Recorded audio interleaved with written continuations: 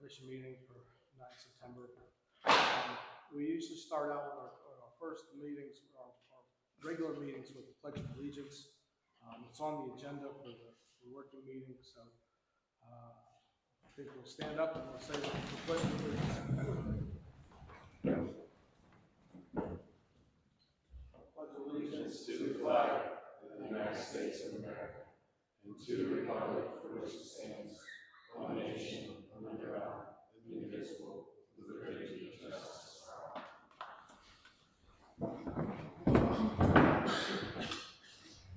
Okay. Do we have a note taker until Tom gets here? Because he's normally our note taker. You got that, Joel? Yep. Okay, great. Thank you.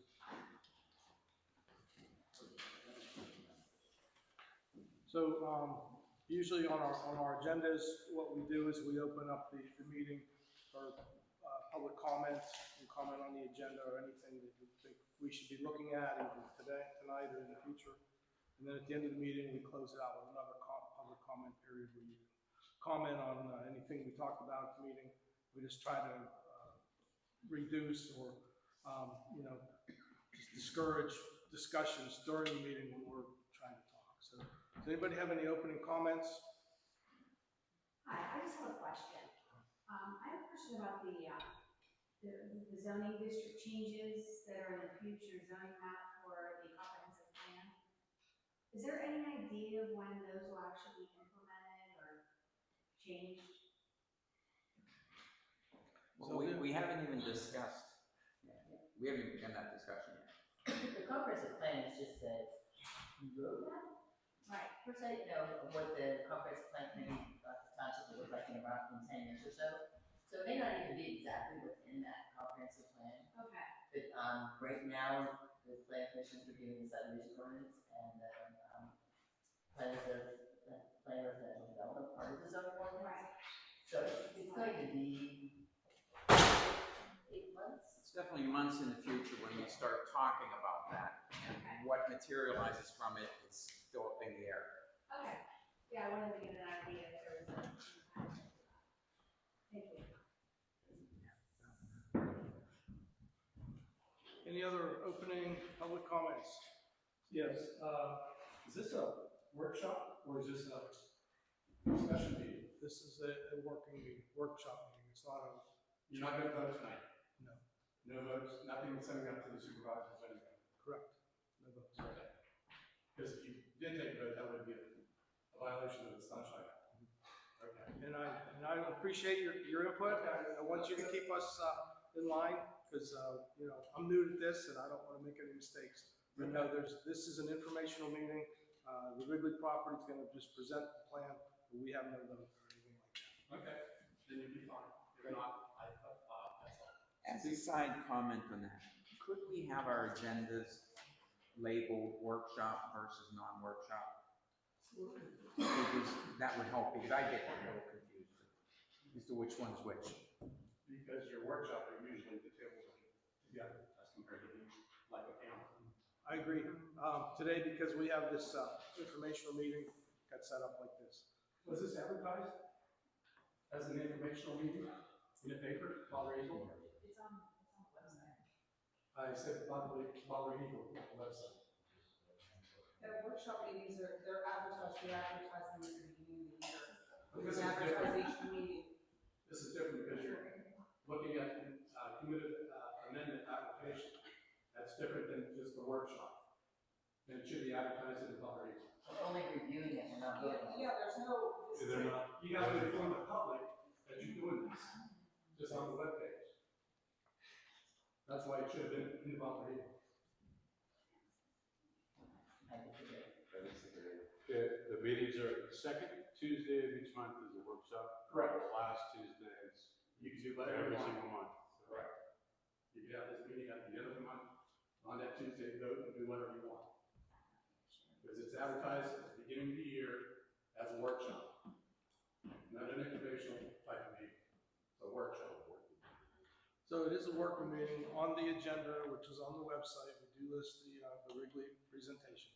So it was public, the public's informed. We weren't hiding anything.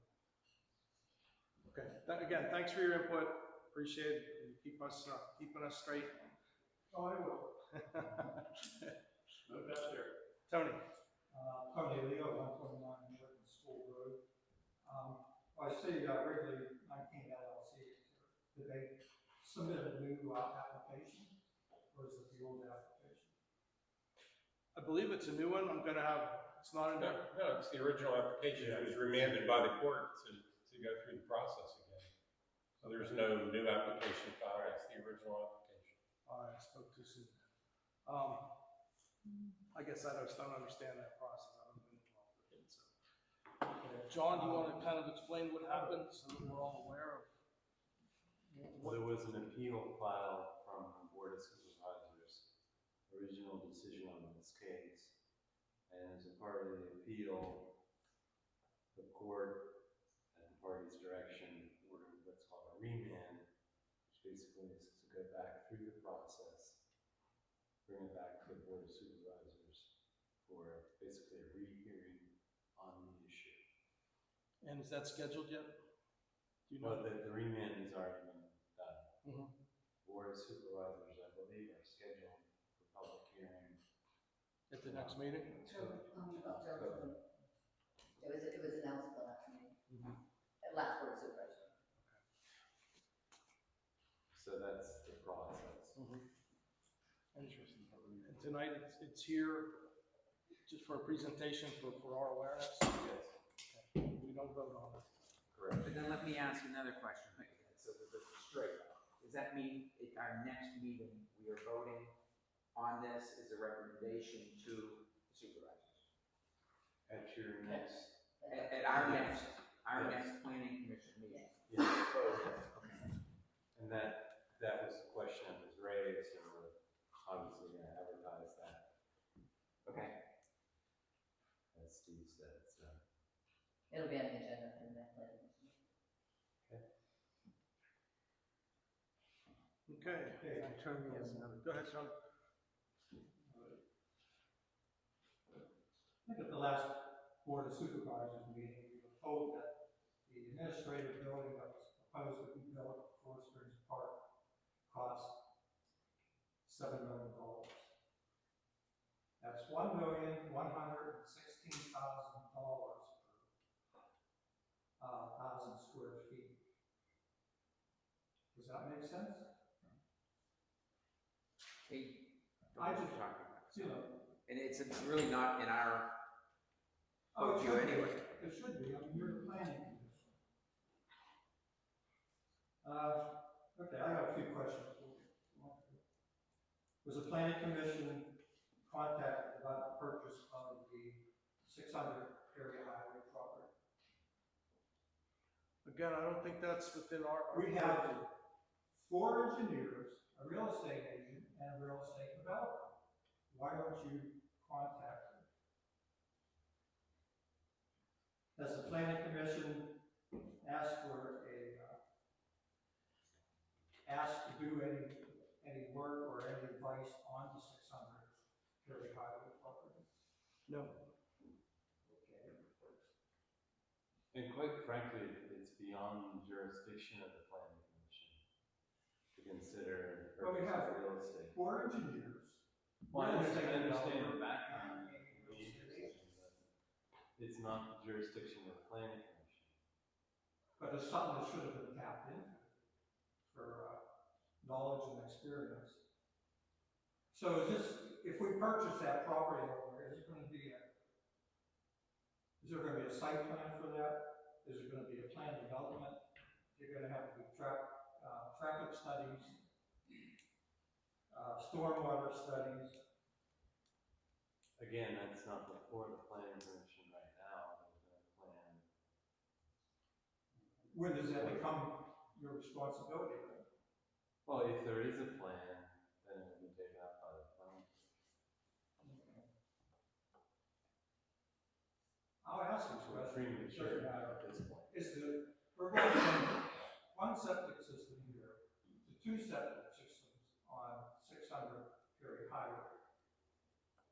Are they adequate enough for that facility, even for a community? And again, the planning commission doesn't have anything before it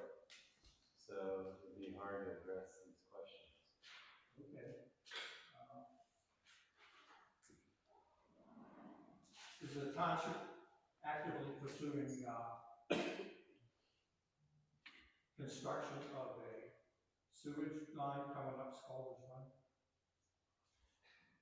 Again, planning commission doesn't have anything before it.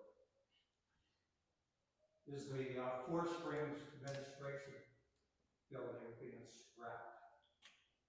And it's not up to you to ask that. We're done with it? Now, the Four Spring account is a dedicated savings account. How is the township going to borrow and pay back that loan? Well, respectfully, you should be addressing only questions related to the planning commission to the planning commission. If you've got Come out of the questions, zoning but planning if you've got, but nothing is before us. If you've Okay. got questions for the supervisors, I understand. Bob. they should go to the supervisors. Right, but these are questions that have to be asked. Well, that's fine, but this isn't the forum to ask them. The forum would be a supervisor meeting, not a But we're planning dealing commission with workshop. zoning ordinances and development, so what's going to apply to that? I'm sure it'll be a development, and all permits and everything is going to be adhered to. But we're not even there yet. I mean, it's very premature.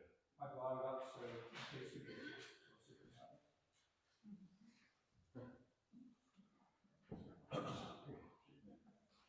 Tony, those are probably good questions for 6 months from now when it all comes to us. Submitted. And you may have some more questions at that point in time. But, Yeah, those submitted, Mhm. but, I just want everybody to understand it. $1,116,000 per 1,000 square feet. That sounds right to you guys? That's fine. I'd have to know more about all that. I'd have to understand more about the estimate, what that all included. Right. But I think all of you guys with your experience should be included in a lot of these talks. Sylvia, I think you should be included. I'm sure you are. Yeah, at this point, I'm really not including any decision making. And the engineer, Tom, I'm sure you were included in that. Once it becomes a land development, yes, it will be reviewed by you, reviewed by Tom, reviewed by the planning Yeah, we got all commission. these experienced people here. And they will review all the plans for it when it comes time to that. Yeah.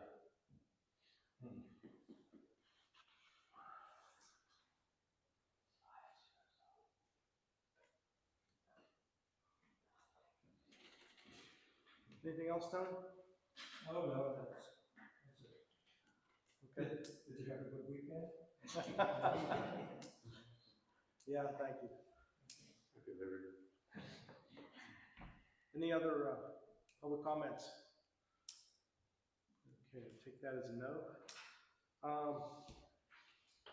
Next on our agenda is our new business time, and first one up is review of the Wrigley 19 LLC curative amendment application. As I understand, it's the same application you presented several months ago. We have a lot of new members on our commission. I see that. I think it would be a benefit to all of them to see this again, so thank you. Yeah, so I'll start having some.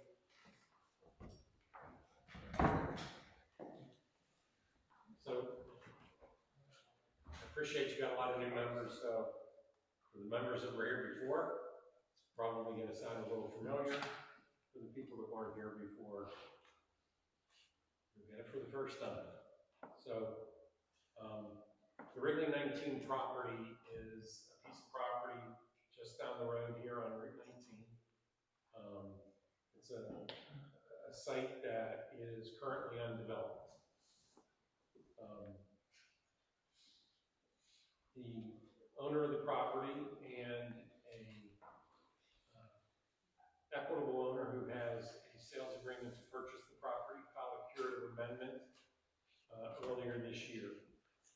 What a curative amendment is, it's an opportunity for a landowner to say that the zoning ordinance is defective with respect to how it is either under the law regulating the zoning, or what's called de facto exclusionary, which means that as a result of the text of the ordinance, it in fact prohibits the development of the property in a manner in which it otherwise would be permitted. In this particular case, the applicant has proposed a townhouse development on the property. Townhouse is already permitted use in the zoning district on this property.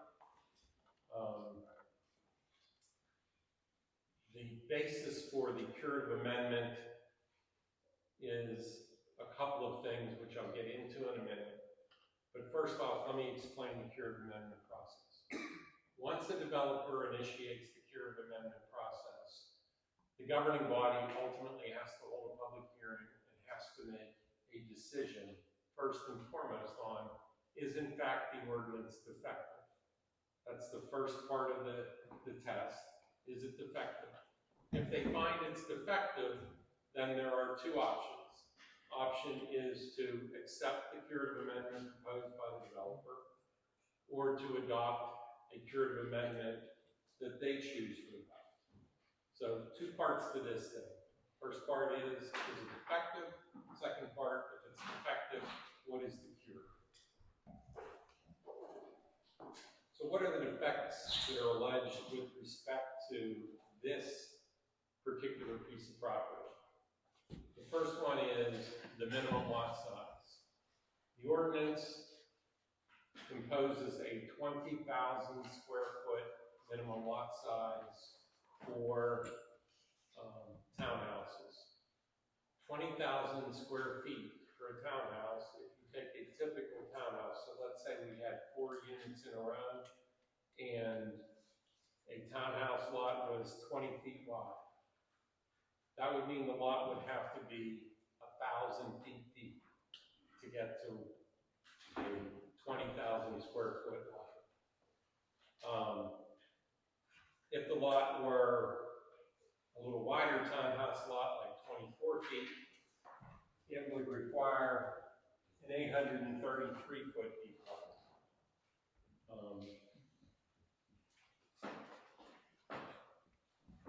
We took the time to actually lay out a plan of townhouse lots using those dimensions. I think everyone look at this and say that this looks rather absurd to lay out townhouse lots that are that deep.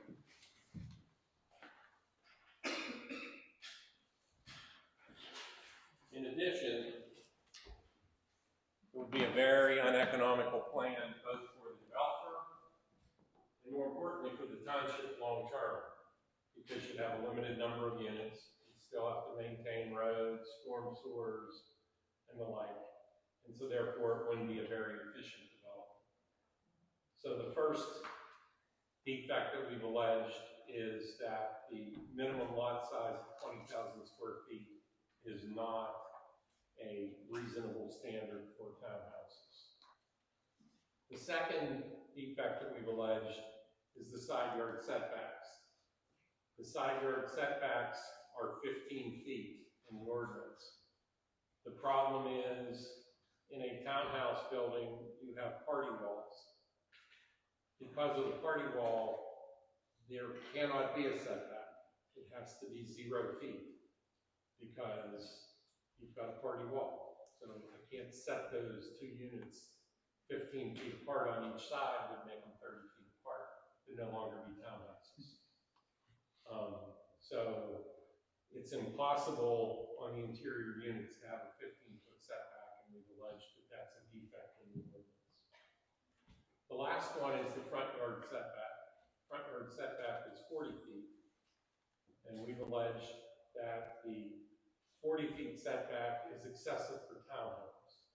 Now, one of the arguments about the depth for the setback is, well, you need to get today's larger SUVs and pickup trucks in the driveway, outside of the right-of-way, outside of the sidewalk, so that there's enough room to park. So what we had proposed in our cure was a 25-foot setback. And that 25-foot setback would accommodate the very largest GMC Sierra HD, Ford Super Duty, Chevrolet Silverado HD. The longest of those vehicles is 266 inches, which is 22 feet, and actually 22.16 feet. So we would accommodate that large of a vehicle in the driveway, and would still be outside of any sidewalks or interfere with anything. One of the things to think about on that front yard setback is these are townhouses, front-loaded townhouses, which means that the garage is in the front of the building. So if I have a two-car garage on a 20-foot townhouse unit, I basically have driveway up to every one of those units. So the more you set the building back, the more asphalt that you're requiring, which isn't really in anybody's best interest and is not an economical way to develop townhouses. Now, a little bit of the history here. The Planning Commission originally met on April 8th. Although we had a very good exchange with the Planning Commission on April 8th, I think I would say that other than Mr. Brennan, who had some argument about whether you could construe the ordinance to allow that 20,000 square feet to make sense, other than that, I think that the Planning Commission, for the most part, agreed that 20,000 square feet was probably a very large lot. The zero setbacks were an impossibility, and the front setback of 25 feet was reasonable. The one thing we had an argument about, or a discussion about, was should there be some density in it? And the Planning Commission at that meeting said that 4 units per acre was a reasonable density. We revised our curative amendment to accommodate that 4 units per acre. That vote ultimately passed 3-1. The Planning Commission met again on April 29th. We did not participate in that, so I can't really summarize what happened there. But at that meeting, the density was reduced from 4 units an acre to 3 units an acre. The supervisors then held a public hearing. They ultimately determined that the ordinance was invalid, and they adopted a zoning amendment which established the following standards. It took the minimum lot area from 20,000 square feet to 2,800 square feet. It had a minimum floor area, which was not something we had raised. We put a minimum floor area in at 950 square feet. Left the maximum height at 35 feet. Reduced the front yard setback to 25 feet. Kept the rear yard setback at 20 feet. Established the minimum side yard at 15 feet, but acknowledged that it's 0 feet for the parting walls. And it set the maximum density for townhouses and duplexes at 3.25 acres. That was the decision that was made by the board. That was the resolution that they passed, basically determining that the ordinance was defective and adopting a cure that was not identical to the cure proposed by the developer, but it adopted a cure of their own, and that was accepted by the developer. There was an appeal filed by a property owner. That appeal raised various grounds, most notably related to advertising of the public hearing. And as a result of that appeal, the party who filed the appeal, the township, and the applicant all agreed in a consent order to remand this back, to have the hearing properly advertised, and to go through this process again. So that's why we're back here going through this process again.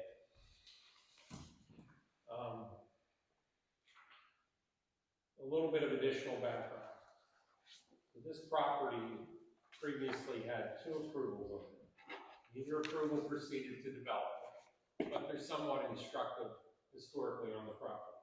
In November of 2023, a trucking terminal was approved for Old Dominion, right? And back in 2006, the property was approved for 113 homes and 3 commercial lots. So you can see historically, this property has had some rather significant development approved on it, showing, in my opinion, that the site is conducive to the development with some density or with some intensity if it's a commercial use. It's also important to note that this property is still shown on the zoning map as being a PRD. There are no PRD provisions currently in the zoning ordinance, so there was nothing for us to apply for a PRD for. I raise that only because in the previous zoning ordinance, they had a PUD, which is similar to a PRD, which allowed 12 units an acre on this site. And ultimately, when it was zoned PRD, it was allowed 3 units per acre. So once again, historically, some intensity and density with respect to the use of the property on that site. Part of what we have to show is how this property, since we are proposing a residential development on it, how this site complies with certain things like infrastructure, the impact of the development plan, the preservation of agricultural land. I'm going to have Dylan Arbach, who's an engineer with Scheffler and Company, present some information on that. I'm Dylan Arbach from the Scheffler Company with Design Engineers on Page Place. This exhibit here, this is the property in question. It's located on the western side of Route 19, just south of Log Cabin Inn. 38.5 acres. Due to the environmentally sensitive areas and existing sanitary sewer easement, we're left with 20 acres of developable land, which is this area here. The big dark gray would be the floodplain, and it's a little hard to see, but there's some lighter gray, which is the steep slopes on the site. And it's for that reason we are asking for a slightly more compact development with the 25-foot front setback, which is shown here. It's 124 townhome units. There are proposed sidewalks throughout the entire development, which will make it a walkable community. And it does have a single access point off Route 19. And because of this, there has been a traffic study done. It has been reviewed by everyone, and it has been approved with no further comment. And a few other things that we are aware of and are considering are the impact of the development plan, preservation of agricultural land. The site is not currently used as agriculture, nor is in an agriculture security program. And due to the site conditions, the soil, the slopes, the floodplains, make it unusable for agriculture. And this proposed plan, because it is compact, it limits the disturbance to the environmentally sensitive areas. We protect all streams, all wetlands, and all floodways and floodplains. And further, there will be a geotechnical study completed just to kind of eliminate any issues with any soil pollutants, anything like that, issues with slope stability. And a geotechnical engineer will be on site during all of our earth moving operations. And this plan, there is no adverse environmental impacts due to the increase in impervious area created by the development. We have the 2 stormwater ponds on the west end there. They will control any increase from any impervious area that will discharge to the existing stream in the rear of the lot. And the ES permit has already been submitted to Butler County Conservation District, have been reviewed and approved. And the last thing would be the infrastructure issue. Water and sewer facilities are already on the property. They were actually facilitated by easements provided by the current property owner. And all other utilities are readily available, and we have obtained will serve letters from each People's Gas, Penn Power, Armstrong, PA American, and WBCA. because of these reasons, we do believe this plan not only considers all the environmental sensitive areas and will have no adverse impact to the environment and be a good housing option for Lancaster Township. I guess I'll open up to any questions. Just before you ask questions, how much discussion should we or should we not have with workshop versus 2 weeks from now? Well, we can ask questions Okay. of general nature. Okay. Is this land built up, or is it you taking advantage of the natural contours here? It looks like it's got some pretty steep slopes on both the stormwater side and the. So I believe it is cut in here and then fill out the back. So but I believe it all just balance on site. We're not bringing in any additional dirt. So it's not raised up. No. Point here. No. Will this be visible from Route 19? I believe it'll sit down about 20, 30 feet. So it's sitting down. Yeah. So I can, this. I can't read the contours. Yeah. So this one, the highest is 1090. This actually is down. That's something like a 30-foot cut there, right? And a 30-foot fill. Yeah. Yeah. This would be the cut Awesome. side. Yeah. I can't see the contours. Single entrance, PennDOT, so PennDOT approved your traffic study. Right. It's a single entrance, any work on Route 19, widening left turn lanes, anything like that? I don't believe we have anything proposed. Left turn lane. Or left turn lane. What about the capacity of the WVDA? I don't have anything specific, but we do have the will serve letter saying that they are able to service the development. Can you talk a little bit about like the streetscape, like is it just sidewalks, how big are the sidewalks? Any walking trails within the community? I don't believe there's any walking trails proposed. I think it's a standard 4 to 5 foot sidewalk, both sides of the road, pretty much all the way through the community. I would assume it'd be standard landscaping and things like that. It's not very street. It was a 3-story townhouse? Some are 2 stories in the front, some are 3 stories in the rear. Rear basement. Some are walk-out basements. Yes. And as it relates to trails, we are providing an option for property to be dedicated to Lancaster Township down over the hill for additional trails.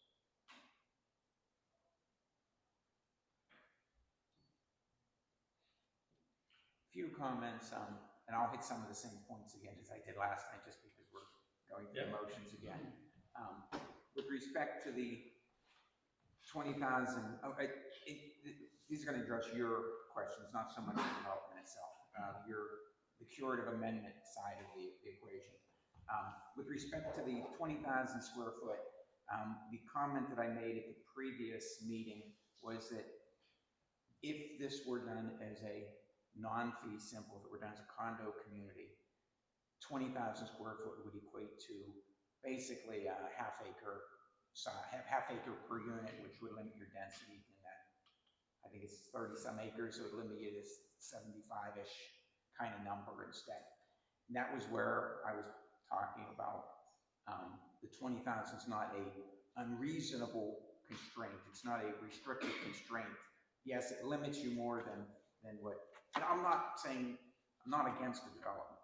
I'm just, once again, reiterating the points that I brought up the previous time. But it wouldn't necessarily have to be built as a 1,000-foot deep lot to achieve the units if it were done as a condo. But the reality is, most people on townhouses want fee simple ownership, not condo ownership. So, point out number one. Your 40-foot front converting to 25, I wouldn't call it a defect in the ordinance, but your 25 is not an unreasonable request. Townhouses are 25 feet. It's a very reasonable driveway, not driveway, but setback distance, which essentially gives you even more than that by the time you get road right away. You're 35, 37 feet or something from the road, which is plenty for parking. It's plenty for managing slopes to buildings, all of that. The one clear defect in the ordinance, and I'm saying this to say, is a curative amendment a reasonable thing to go for? The answer is yes, because side setbacks are clearly an issue. You can't have a 15-foot, you can have a 15-foot building side setback, but the ordinance doesn't say that. The ordinance just says 15, which that's a defect. And therefore, a cure in some fashion is necessary in any event. We had discussed the 4 units per acre, and I actually voted against that when that was proposed. I voted against that purely from historic grounds on the PRD that used to be there was what you had said, the 3 units per acre. And when we had changed it at a meeting, I agreed to the 3 units per acre because it was consistent with the old design, the old zoning that was in place. Is your plan, or is your curative amendment consistent with the comprehensive plan and where the zoning is likely to go? I'm not saying it's going there, but it's likely to go. The answer to that is yes. Your curative amendment fits right in with where the comprehensive plan would push the new zoning and zoning ordinance, etc. I'm only saying all this once again to reiterate the same points for those of you who weren't here, 6 months ago when this, or 5, whatever it was, when this came about the first time. It's not that I'm against the development. I think the development is a reasonable development, and it's a reasonable use of the site, and it meets the intent of the comprehensive plan. I don't think your curative amendment totally meets the current zoning intent, but there's where we had the difference. Can I just get some more clarity on that thought? So the process was you guys had an exchange with the board supervisors, and there was defect shown, and there was a curative amendment put forward.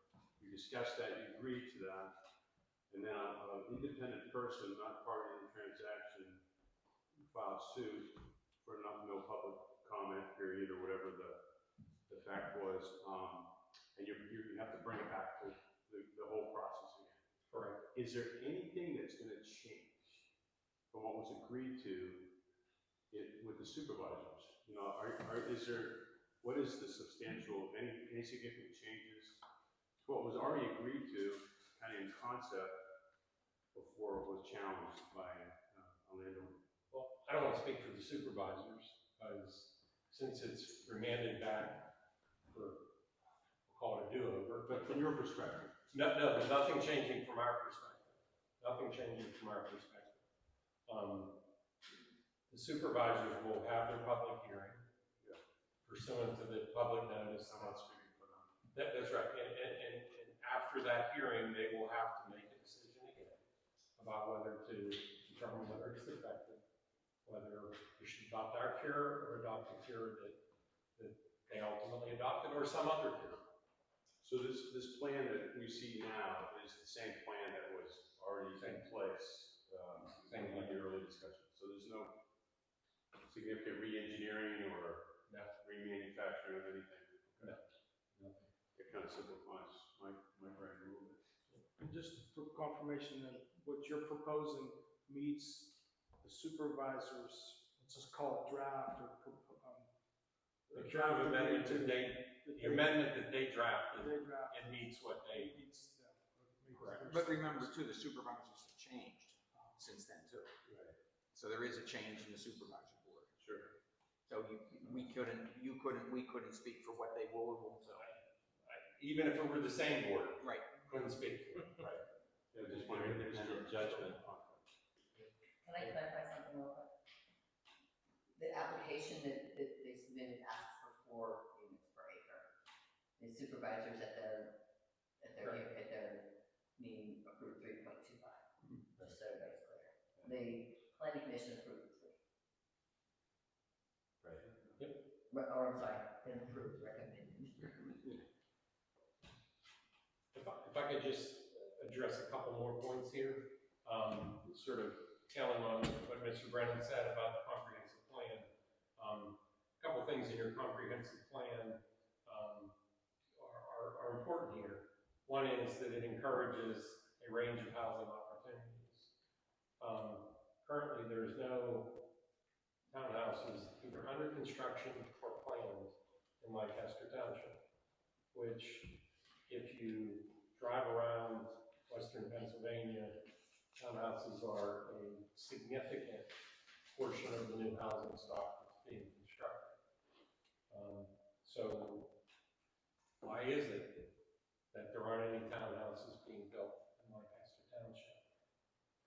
We would submit it's because the ordinance, for the very defects that we raised, makes it not possible to develop townhouses under your current zoning ordinance. Hence the defect. One of your requirements or one of your encouragements in the comprehensive plan is to preserve open space. This development has 25.73 acres of open space on a roughly 38-acre site. It says it should direct development towards existing communities. This is just up the road from Arden and Scenic Ridge. It's along an arterial road. No water and sewer extensions are required because they're already on the site. So we believe we are directing it in the appropriate place. It recommends reinstatement of the planned residential development concept. This plan here is very similar to a planned residential development in that it's a compact development plan with a large amount of open space, which is typically characteristics of the PRD. It recommends that multifamily homes be analyzed based upon the experience with Arden Woods and Scenic Ridge. So once again, we're back to multifamily, townhouses being, one of the main multifamily products. And it recommends expanding the R2 medium density residential and R3 high density residential districts. As Mr. Brennan said, the logical place you would expand these would be in this corridor where our property is located. Next thing we have to talk about a little bit is about the market.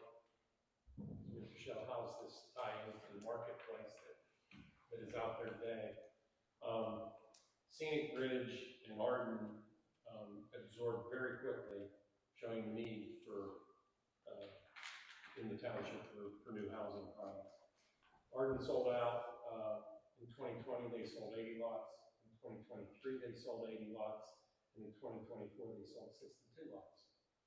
That was broken up by COVID, which was a little bit of a game changer for a while. But you can see that even with COVID in there, they had very brisk pace in terms of their sales.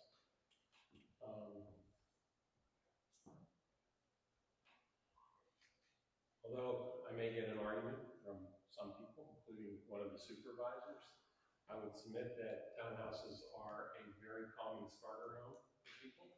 They tend to be more affordable than standalone single-family houses when it's in new construction. So it becomes a starter home. It's also developed a niche market for move-down buyers. People that have raised their families, families have moved out, they don't need the large house, they don't want the responsibility to cut the grass, plow the snow on the sidewalk or the driveway or whatever. And so you see a large number of step-down buyers who are looking for that lifestyle where everything's taken care of for them on the outside of the house.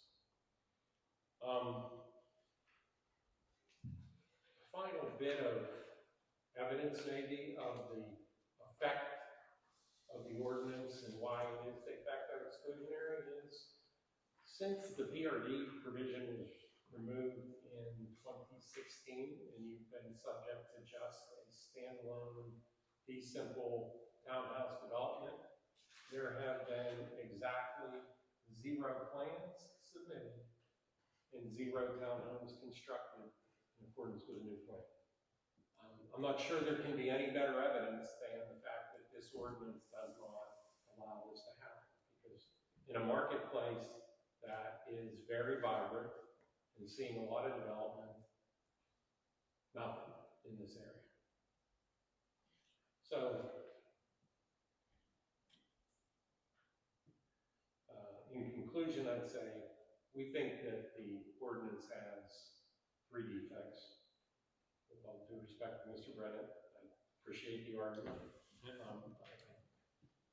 Condominiums It's effective in either way. Yeah, condominiums are a different product and lead to different different considerations altogether. We did provide an expert's report at the public hearing, which will provide, again, expert testimony from a planner to say that this ordinance is effective as it is.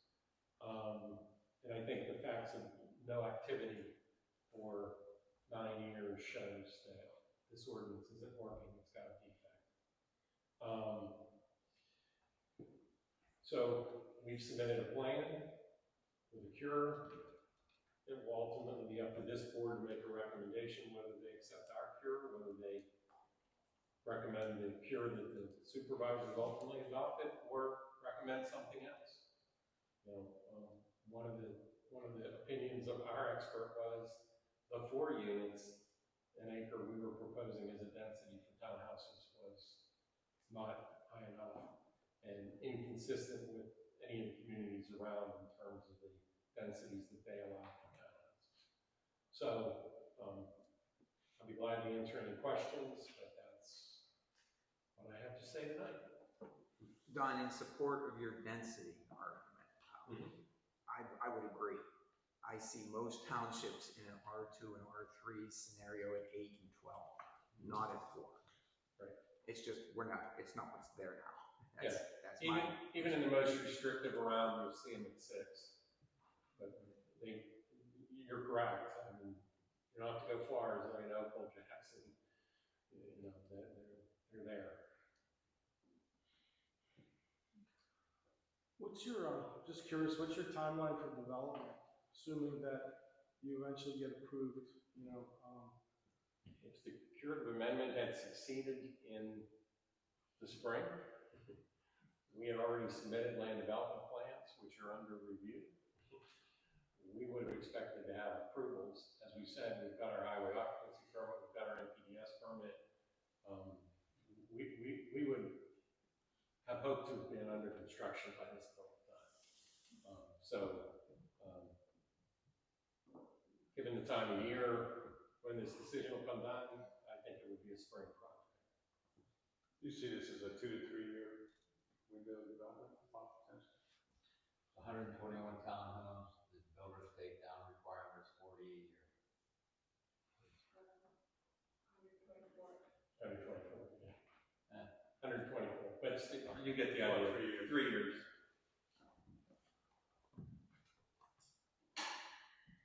I do have one more thing, just for the planning commission members that were not here before.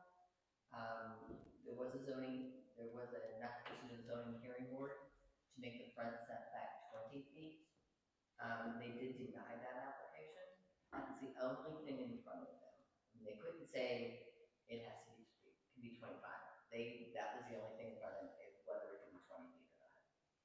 Because I know it will come up. And we had made that request, and then at the hearing came up the issue of the extended cab trucks and stuff. Yeah. You know, I'm not sure that there's a lot of extended cab trucks that are going to buy a townhouse, but if they do, we've increased it to 25 to accommodate that. What I was saying was the zoning hearing board was looking at the 40-foot requirement. Being reduced to 20. Right, not the compromise. Your sequencing, again, it's just general information if you don't know. Would you put the first row in along parallel to 19? Would you kind of work that section near the entrance road and then work your way back towards log cabins, or plan for that? We have not determined the phasing. It will be no more than 2 phases, most likely 1. And the planning commission will have an opportunity to see the entire development when they bring the preliminary plan in as well.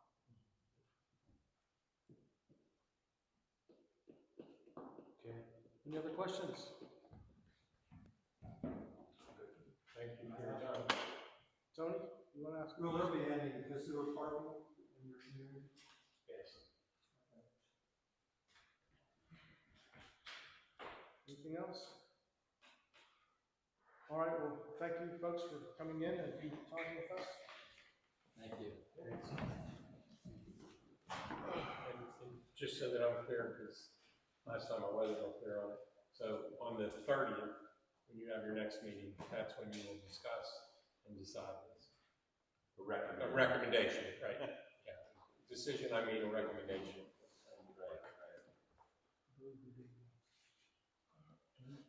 Okay.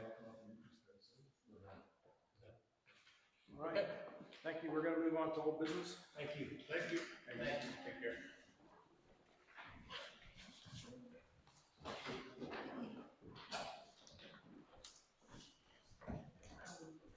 Did you want your drawings?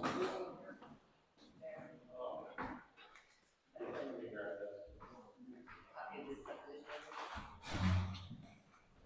Tell them at the end here, I don't think of that stuff.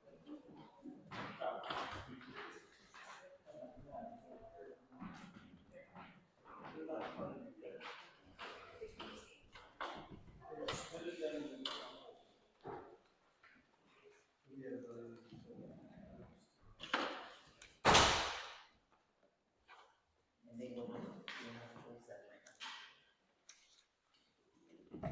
Okay, well, I guess I'm gonna have to, learn a little bit more about our processes and understanding all this, because it's hard coming in cold and not really knowing what, what the purpose is and how this all transpired, because we haven't been that involved with it. And To my knowledge, the township has never had one of these in front of them.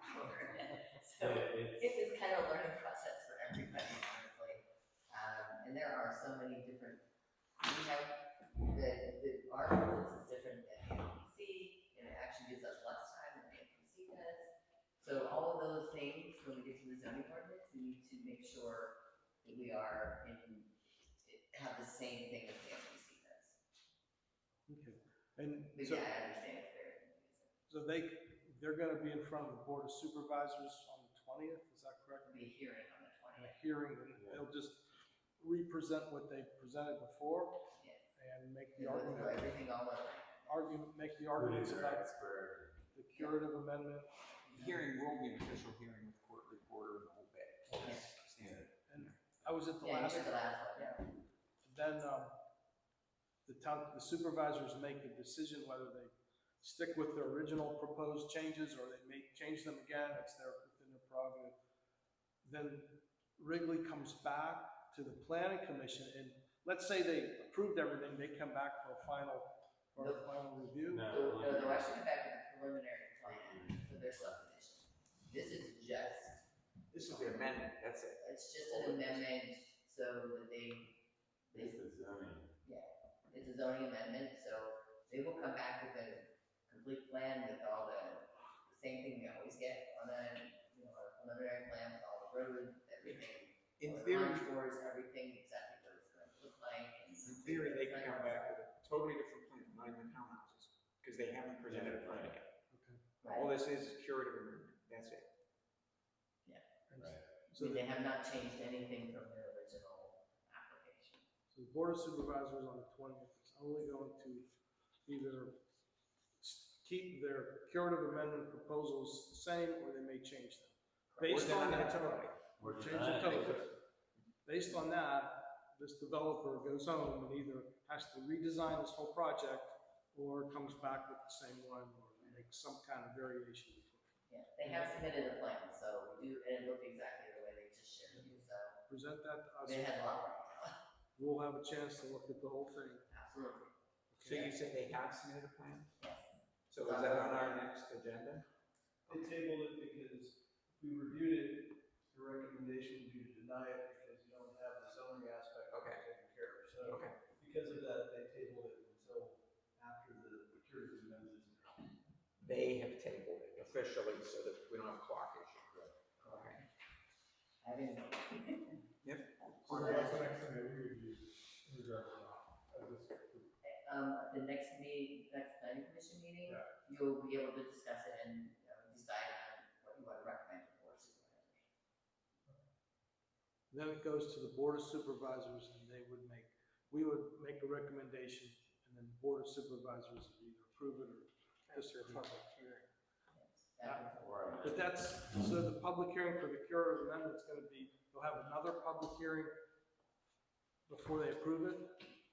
No, they'll have a public hearing and, all the residents can speak, and the planning commission members, anybody wants to go, that's a taxpayer or a resident of the township, can ask questions, can give their opinions on whether it should be approved or not approved, or whatever they want to say. That's on the 20th. That's on the 20th. Okay. And then if everybody, if the supervisors are satisfied, and everybody's had a chance to speak, and they've heard enough, they will close the hearing. And then I think they have 15 days. NPC says, I think they're 45, but our ordinance says 15, so they have to do it within 15 days. They could have a decision made. And that's why it's coming to us at the end of the month. Right, yeah. Because they want to know what your opinion is, what you want to recommend, so they can take that into consideration. And it goes to the next official board of supervisors meeting, where they will vote to approve or disapprove. I assume the 20th is an official supervisor meeting, is that true? That's October 20th? Yeah, October 20th. Yeah, because that's typically what they do, is they'll have the public hearing first, then a supervisor meeting immediately after. Right. Sometimes they act on it right then, if they want, or they could delay. That's their prerogative. Right.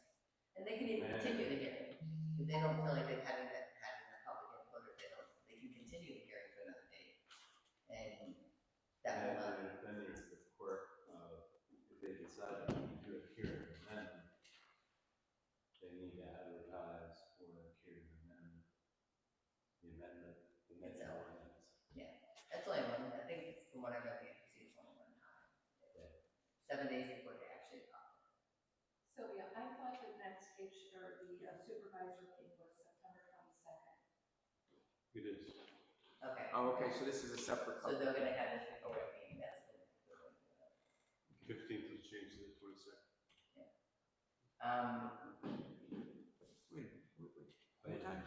We're talking October. October. What's the September meeting? I thought it was coming up here in a week. September.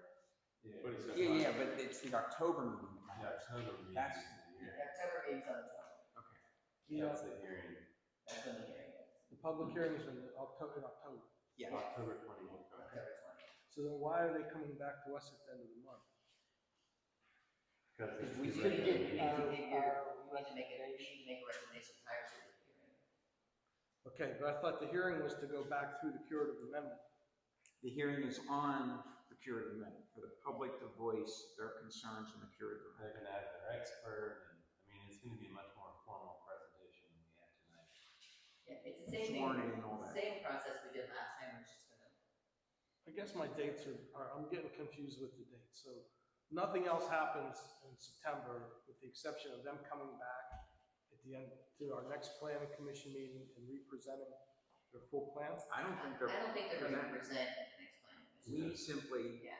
talk and vote as to what we want to recommend or not recommend to the supervisors related to the curative amendment. Just curative amendment, not their plan. Right, this has nothing to do with their subdivision plan. Okay. Yeah, so right now, they just came because they knew there was a lot of new numbers in it. So the next meeting, for the planning commission, is October 30th, you all can discuss it. I don't even know if they'll be here, I imagine they probably will, or any questions you might have. And then if you want them to do another presentation, I'm sure they would. But, And that will be advertised. and it will be on the planning commission agenda that you will be reviewing it, and making a vote, for the September 30th planning commission. October 20th will be the hearing, and then the supervisors may or may not make a decision that night, when they put it on. And so what we will be reviewing or deciding on is going to be submitted to us. Is that what this is? That's what that is. That's what this is. Okay. Yep. So they're going to submit this as is. Yes. These are the proposed changes. These are consistent with what the Board of Supervisors originally proposed. This is the same application they originally submitted. They're asking for 25% That's back. the exact same thing again. Yeah. Now, what we did, and this is for Joel and Company, we actually took what they did and we said, no, we don't like your curative amendment, we want to propose a couple changes. We took the 4 down to 3, and we took the 2,800 square foot down to 2,000 square foot. And we sent that recommendation to the supervisors. They then went and said, no, we don't like your 3, we want 3.25. And I think did they bump it back up to 2,800? I don't remember. I don't remember. They did, I think they did. But they simply take or modify our recommendation as well. But just for you guys, let you know, we took 4 down to 3 and changed that square footage. And the PRD ordinance that is no longer in effect, PRD ordinance that was in effect on that property, it did have a 3 unit per acre maximum. However, it also had that if you had so much open space, you had 10%, if you had so much flat. So there was a lot, they could have gotten a lot more than even 3, but that was what the base was. I can tell you the Butler County Planning Commission has reviewed this, and their only recommendation was they wanted to see the townhouse and the duplex split. They did not want to see them together. They also noted that this table that we had for the zoning for the mixed use area was also in R1, R2, and they said you may want to consider changing those. I don't agree with that because that's not always possible. We do not want to make this into a township curative amendment. It's their curative amendment. Especially when you're going to revise the zoning ordinance. Because you can't revise your zoning ordinance for, what, 18 months or something. If we would make it a township curative amendment, so you need to be careful. But other people are gonna see this and they're gonna say, well, let me use their density. Well, that will change the zoning in the mixed use area. Just the mixed use area. It won't change it in the R1 or R2 or any of the other zoning districts. But then whenever we do we review the zoning ordinance, when we review the zoning ordinance, we'll be changing it to whatever you all, or whatever supervisors ultimately decide. You can recommend anything. It doesn't have to match what you recommend on this particular. And that's up or down. Right. Yeah, whatever direction. Right. It could be more, it could be less, whatever you all decide, or whatever you all recommend, and the board of supervisors decides on. So yeah, it's gonna get even more confusing. But just so y'all know, this will change the zoning, if whatever you all ultimately supervisors decide on will change the mixed use for now. And once you all decide, or once you make your recommendations, the supervisors decide, when we do the entire zoning ordinance, that will overrule this. I agree that there's a defect. I think that it's pretty clear there is a defect. I don't agree that all of what is said are defects, but there is a defect, and even if there is a defect, that means there needs to be a cure. So some kind of cure recommendation is the most reasonable approach here for us. 3 weeks ago. You're saying this curative amendment is reasonable too? Is that what I'm saying is there needs to be a cure. Whether that's the exact cure or not, that's what we need to discuss. But there needs to be a cure. There needs to be a cure.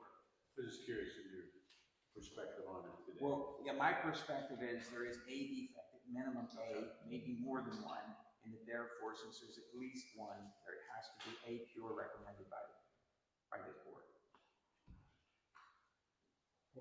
One or more. Yeah, but the cure could have more than one thing, yes.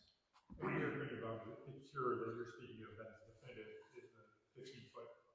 The 15 foot's a clear defect. Because there's no way you can build it out. Here. Yeah. You could. All right. Before we go much further, let's adjourn this part of the meeting. Yeah, because you can do all this discussion. I have a bunch of comments about this. If you want me to wait till the end, I can, or I can make them now. Doesn't matter. I would say make them now. Yeah, I would agree, just because it's timely. I just wanted to bring that up real quick. Okay, so one of the comments I've been questioned this multiple The deeds show there's 35 point, I think it's 33 acres on the deed to this lot. They Can can you say, say that again? I'm sorry. the deeds, I believe it's 35.43 acres. Okay. Okay, they're saying 38. Okay. They said it was never used for ag, which is not true. It has been used for ag before Mr. Wrigley purchased this property. It had been used for cattle, and I believe they had planted there as well, the hay. Fencing.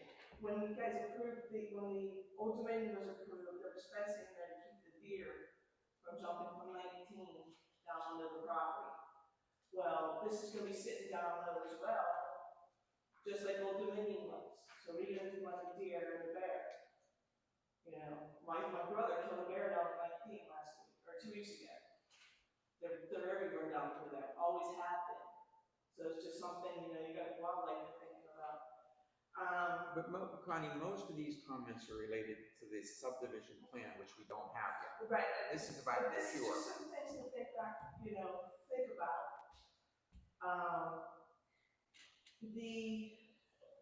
The developer, Wrigley, they had, and Don Rogers had the opportunity after the zoning hearing board denied their variance to appeal to the Court of Common Pleas, but they did not. They waited a few months and decided, oh, let's do it this way. So what it's going to do is it's going to change the whole corridor 19 that they want to do. And Tom, if I'm wrong on this, please correct me, that mixed use along the corridor 19 is 1,500 feet to the west of 19 and 1,500 feet to the east of 19 from the side of 19. Is that correct? I believe so. Yeah, so that's going to change the whole look of the corridor. This goes, you know, let this security goes through in the mixed use area. Let's see. Oh, just one other side comment. Many people aren't even aware of this, but most of the townhomes are being purchased by private equity companies now. Some small, some larger, have ties to larger ones like BlackRock, Blackstone, State Street, all of them. And then they take and they use those as rentals. But a lot of them also are being purchased by these private equity firms. They'll hold on to them, they'll buy them at the low price at the beginning, and they purchase one of each of the models. Then they'll wait a year or two, then they'll wait for the price to come up, say they purchase it for $400,000, $500,000. They'll wait for like a year after the whole thing's done. They will then turn around and sell it, say, for $700,000. But it will be sold to another one of their hidden private equity companies. And that's how they're driving these prices up. And a lot of people aren't aware of that. I don't think we can affect that who buys these things. It's an interesting thing. I knew that the private equity was buying. I didn't realize they turned around and sell them to the next private equity. Just builds the competition builds the price up. And they're doing it like using like one of each model. They're strategically buying them within the communities too. That does good for the overall township property values, though. No, because I think there are families in this township who have negative property values due to development. True. Yeah, I see what you're saying. So development's not always good, and it drives up your township and school district expenses, and you're right where you're at. Yeah. Tax increases. Wish we had better options, but I don't know that we do. That's the whole thing. As much as I hate to see development, I also don't like to interfere with landowners' rights. Yeah, and another, you know, and the other thing is I keep hearing too from the township is they're worried about getting sued. They're worried about getting sued. They're worried about getting sued. Well, what about the neighboring families to these developments that end up with all kinds of property damage that the developers won't fix? And then they're end up in court for years and years, and they end up spending way more than the township ends up spending. And some of them could eventually lose their homes over the whole deal. So, you know, it's a fine line. You gotta be careful. You're gonna protect yourself. You're gonna protect the residents. Well, we're trying. We're going to try to get these ordinances and requirements to a better standard than they were. Because I'm aware of the problems that you and your family faced and the It's real not just my problems. family, there's several others. You got them over on Whitestown, you have the Maxwellers, you know, you got the Dorsey's babies, the Ditchmans, you have others. Understood. Okay, thank you. I need to respond. You keep mentioning the Benjamins.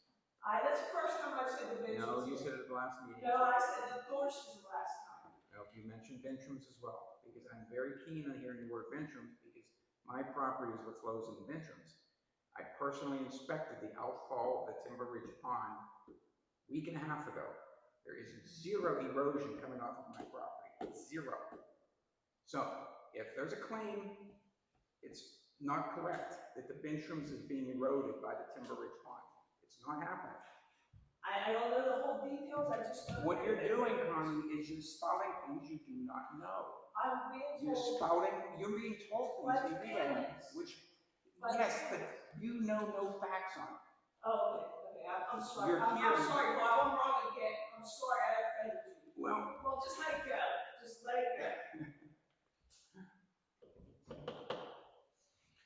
All right. Whole business. We're gonna adjourn that part of the meeting. So we'd like to go back and talk about Saldo a little bit more and kind of start where we left off.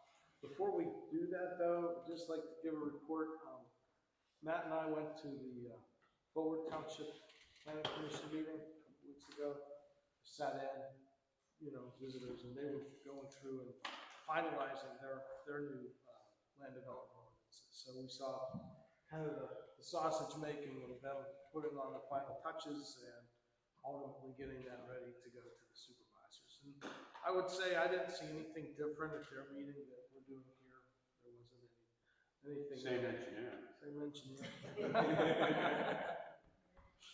He said they were gonna. I think the process took them a year. So from a timeline perspective, and you could tell they were pretty much tired of the subject matter. They wanted it to be over. But there was a good, I think they learned a lot, and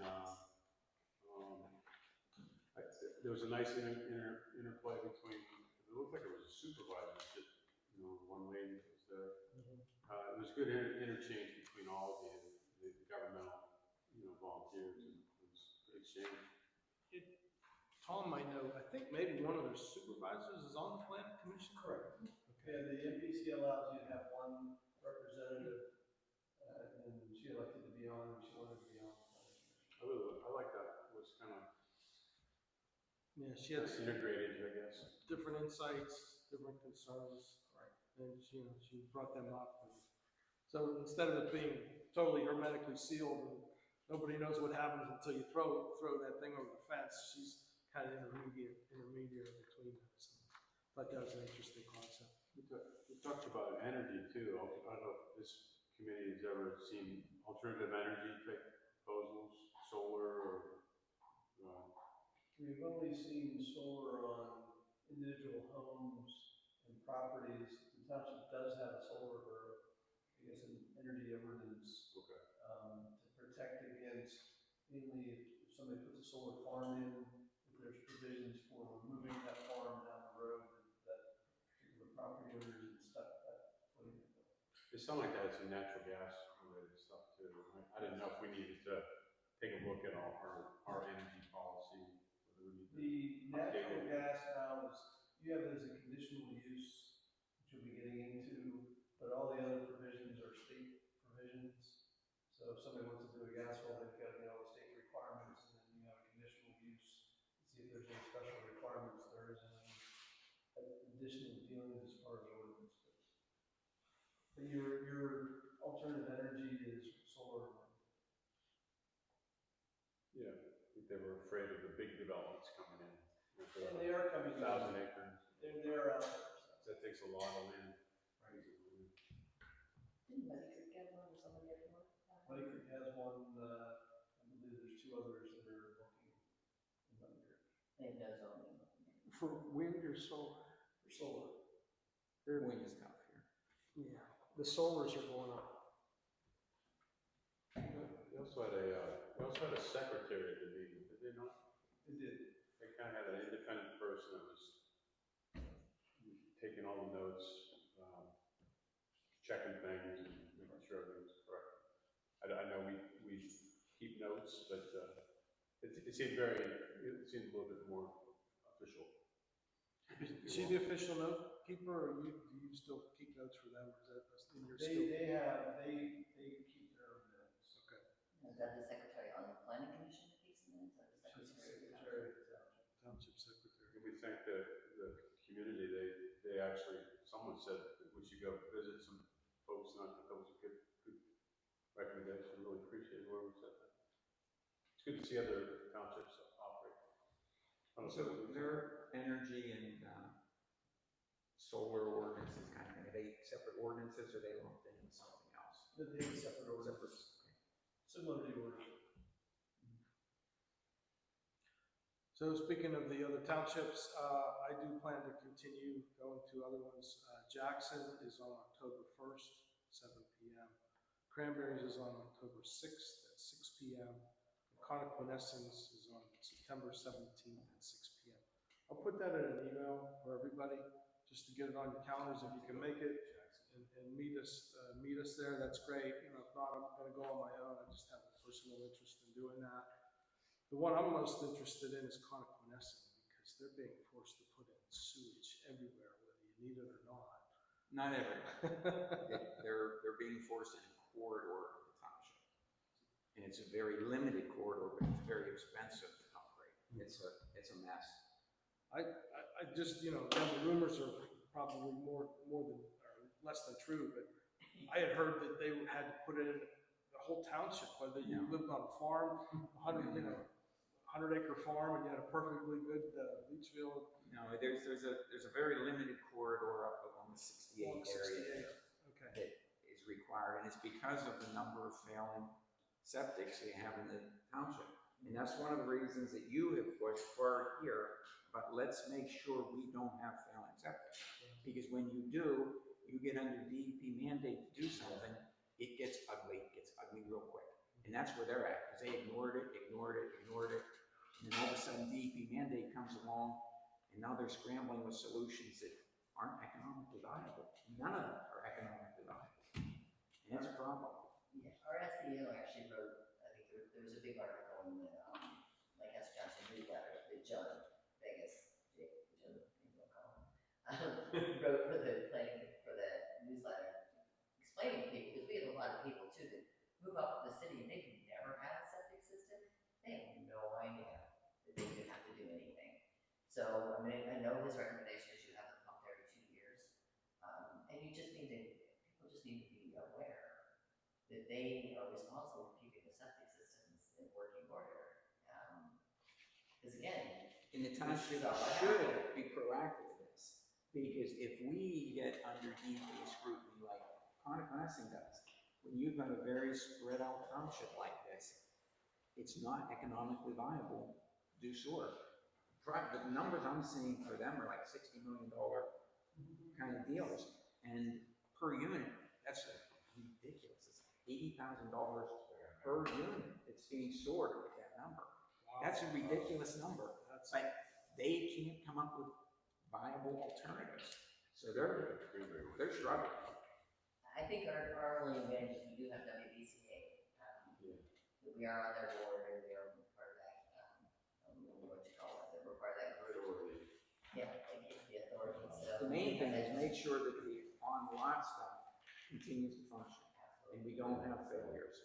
That's the key. Because we, like you said, we have some areas where it would take, how many more people it would take to I know. service that now. Just one thing, Mary and I actually were on a conference with the county, and they are really looking at, they have their own ag preservation group. They are looking for townships to do their own ag preservation group. I don't know what's involved. They said they would help, setting one up, maybe in a minute. Just something I wanted you to be aware of, see if anybody had any interest in doing that. I don't know that we have any of our partners in our area that have any interest in doing ag preservation. It's different than ag security area. Are there grants for that? I'm sure there are. Yeah, I'm actually looking at grants for helping us do this other programs as well. So the county the ag group for the county, they want each township to have a, Yeah, they said there's like 3 or 4 townships, I didn't my notes, I think, there are 3 or 4 townships within Butler County that have already formed their own ag preservation committee. I think they said, I don't want to quote, I have my notes, but they have quite a few acres that they've already put under ag preservation within their townships. That, of course, the landowners have to agree. I don't know if any of our farmers in the area would be interested in that, but if they are, I hope they would come forward and let us know. So what's the difference, ag preservation, ag security? Ag preservation, the property is put into, I think, like a trust. no, And it can never be you developed. sell your development rights Yes, and in perpetuity, so it can never can never be developed. be Some developed. to who? The state pays for it. And then ag security has like a 7-year time. Yes, the ag security is to protect you from nuisance lawsuits, say, Like my dog gets brayed in the middle of the night. well, yeah, like if I'm home putting manure on the field and the smell drifts over to a neighbor, he can't come and sue me. Ag For security, doing that's that. Ag security does that. And you sign up for that every 7 years.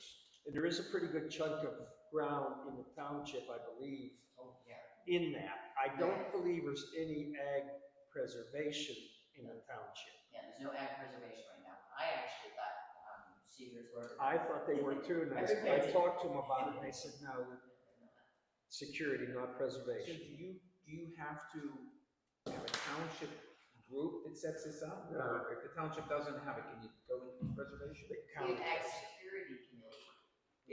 No, I'm talking preservation. Go So- through the county. The county can, the state can, and I don't know why they're. So, yeah, why a township? It doesn't make sense to me, but they're, I wonder if it's a case where, and in Butler County, there's some townships that are very heavily agriculture. Yes. And it could be, some neighbors have gotten together and they decided that they want to keep it agriculture. They look maybe at Cranberry or Jackson or that, But I wasn't aware that there was any county or township I wasn't either. ag committees. Yeah, there was only 3 townships in, You don't know which townships or where they were. I have them in my office, I would not. I wouldn't be surprised there are townships over closer to Armstrong County. That'd be in the, eastern part of the Well, county. they're in Butler County, yeah, so there's some. Because there's a lot more farming, I can let you know. like at 422 and that. I can let you know Okay. what townships and how many, because they gave us a number of how many acres they have. They put it in their own. But I just you thought sell it your was development rights, Mhm. and basically it's going to be agriculture for any time.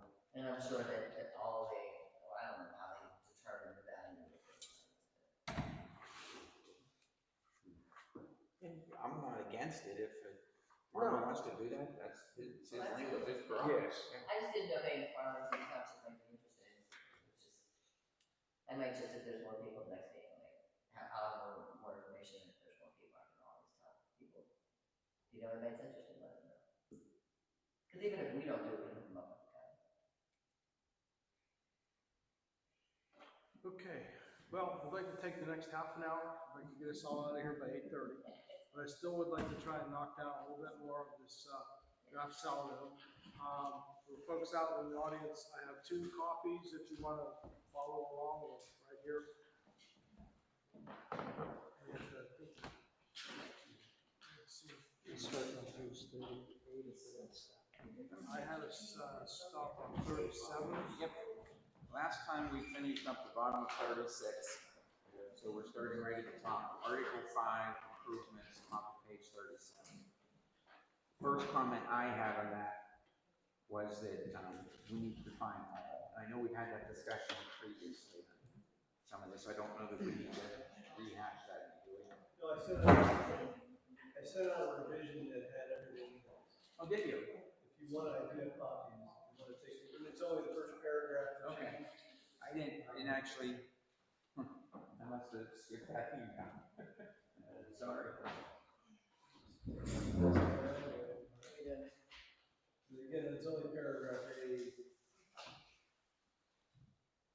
I just have to stand up for a minute.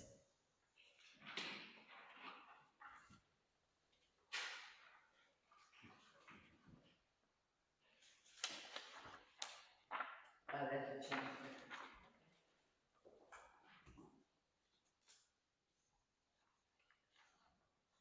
Here, you can show the rest of it. Looks out, the public seats. About the third line down from that is where it starts with including but not limited to, or listed what we envision everything we need to consider. So if you want to add to that or take from that. I see, the problem I have with this is you list water mains and sanitary sewers here. But those are not bonded to the township. But they're bonded, but not through the township. So if it's bonded to me, if it's bonded by WBCA, then the township wouldn't bond it. If it's bonded by. Then let me bring up another one. Believe it or not, we're gonna struggle with this one. PA Water does not bond water lines. I have no bonding on PA Water. I do have bonding on PA Water owned sanitary for Bassett. That's bonding. The PA Water owned water facilities are not bonded. So, are you saying that you would require bonding on that? We're required, yes. I mean, if it's a private entity that wants to put in something wells, then it would be bonded. Understood, but I'm saying in development that's served by PA Water in the township, and PA Water does not require bonding. PA Water would not, but if somebody else, a water entity, if it's. But wouldn't this language require it? We could take the water and sewer out, put it in sentence that says if it's provided by another source of authority, then bonding would not be required. Okay, because, yeah, I would even lump fire hydrants, water mains, and sanitary in with that. Gas is interesting because there's never any cost to gas. So I don't know what you want to do with that one.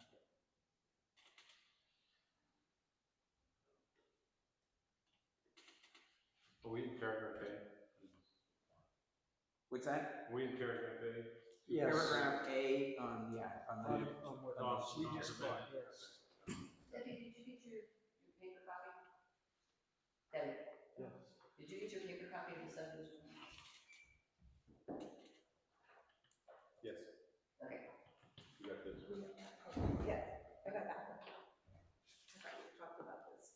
There's, yeah, you want to, there's extra copies of the amended, page 36, 37, and 36 here. If anybody wants to see them. Roads and streets different?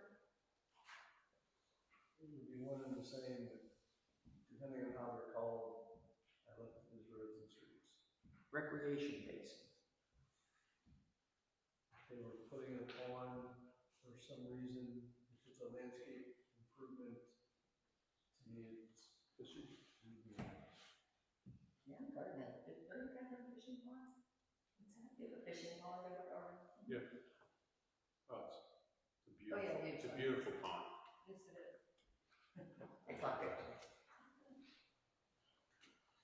Yeah, so my only comment with what you wrote is related to public utilities stuff.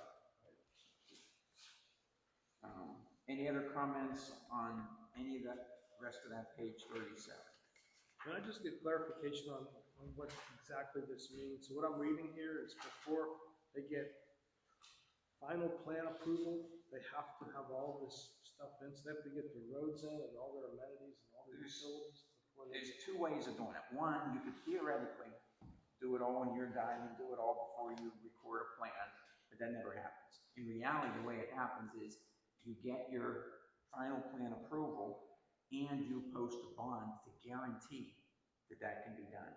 And that bond amount is related to what's your engineering estimate of the value of installing or the cost of installing all these things plus 10%. And that's typically negotiated with the town, not negotiated, approved, reviewed, approved by township engineer. The way I do it in my developments is I don't use an engineering estimate, I actually use cost. So I'll get my actual quotes to do all this work, get them to my engineer, who then gets them to Tom. Tom reviews and says, yep, or no, you missed such and such. But yes, you then have to go to your bank, post a bond. Either you're putting up cash for $1 million or that's part of your loan that's being set aside. It's called a set-aside agreement. That then the township could theoretically draw upon if they need that to finish any of these things. If the developer said no, or went bankrupt or whatever. What you said is impossible to get once the. Yeah, it's impossible to Fills. get once Everyone fills up. Yeah, but it's also very difficult for the developer to get back once he's done. So it cuts to both ways. So that's, You gotta, we as a developer have to get it released eventually, because otherwise it's just sitting out there. so that's the money that guarantees the work, and once Yeah. that's down, the township can agree to the final plan and stuff. Okay. No, yeah, once you've got the financial security in place, and it's usually done as a condition on final approval. It's rarely in place before the final approval. It's almost always, you get a final, you're getting final approval from the supervisors conditioned upon X, Y, and Z. And this is a standard checkbox that's And is it both financial assurance and performance bond? well, the financial security is the performance bond. That's the performance.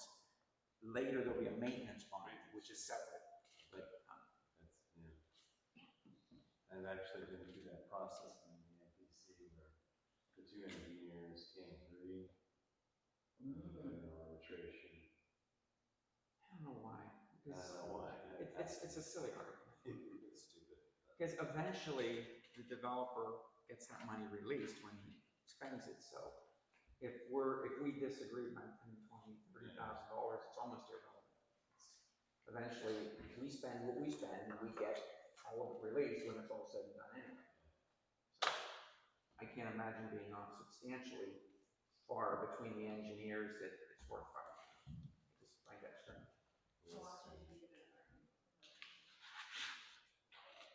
Usually not an argument, it's usually the cost for this is, we've seen it historically in the township as X, and then they review it and they usually come back and patch it. So we usually don't, and it's not, somebody's asking for $800, it's $4,500 per inlet. It's usually closer, but we look at historic costs.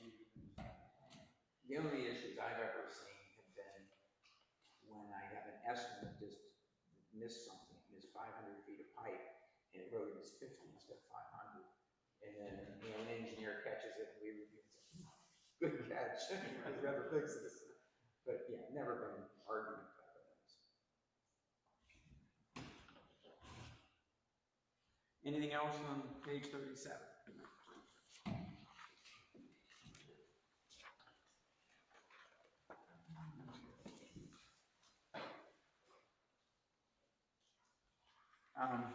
My comment at the top of 38 was the 45 days.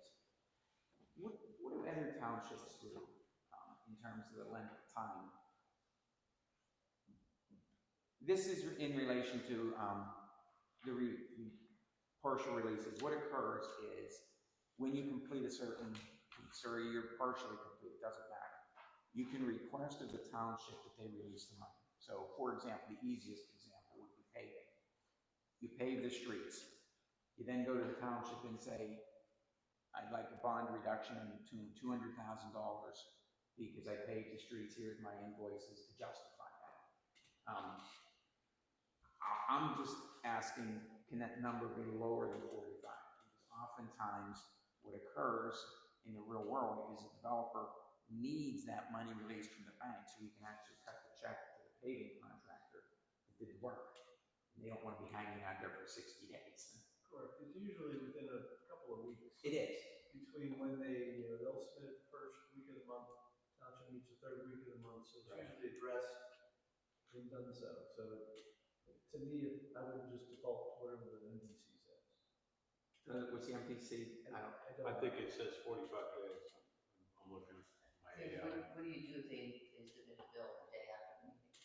And now you can't review it until the next meeting. But that's 30 days. Yep. That's, so 30 I thought was a reasonable number. I agree.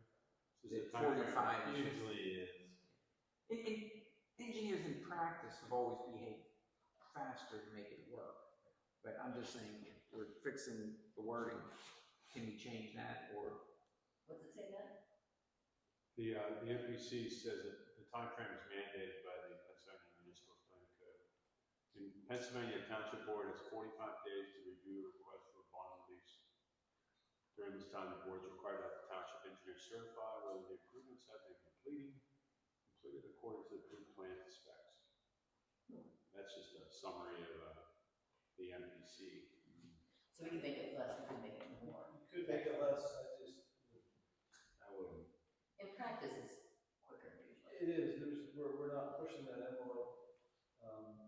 I think the system works and I can understand. And I'm not sticking for it. But I would just leave it at 45 days. Okay.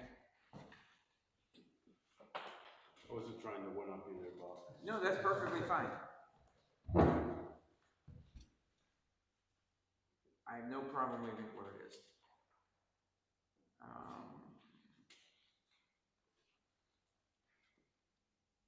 So, final release of improvement bond in A, middle of that page.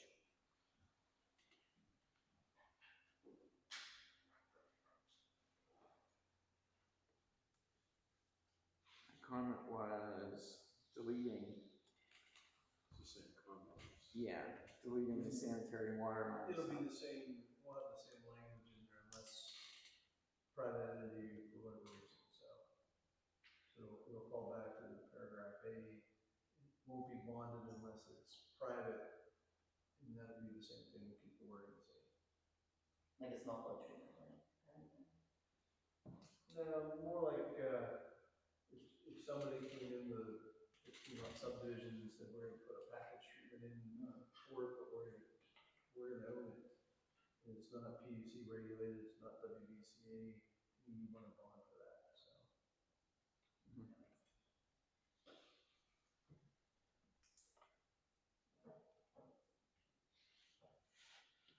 In B, I had a comment about we were adding PDF as well. Do we want to add that? Yes. If people have other comments too, they don't have to just be the things that I brought up here. Any other comments through those sections? I do not have any, and we had looked at it before, so anything I have, I'm not going to. Okay, then we can move to H on page 39.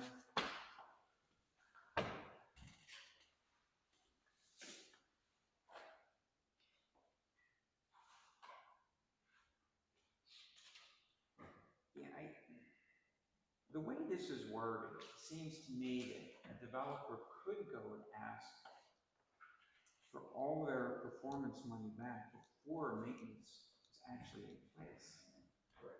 Which I don't think is a good idea. I think the way it typically works in practice is that you convert your performance bond into a maintenance bond. And there's usually enough money left sitting there because it hasn't all been released yet. But the way this is worded, he could theoretically ask for it back. Then he could probably default on not getting maintenance bonds set up. So I think somehow we should be changing that language to make sure that we always have a bond in place. I'll look at the NBC wording as well on that, just to see if something can be done and Dr. John to see if we can tighten up that language. Yeah.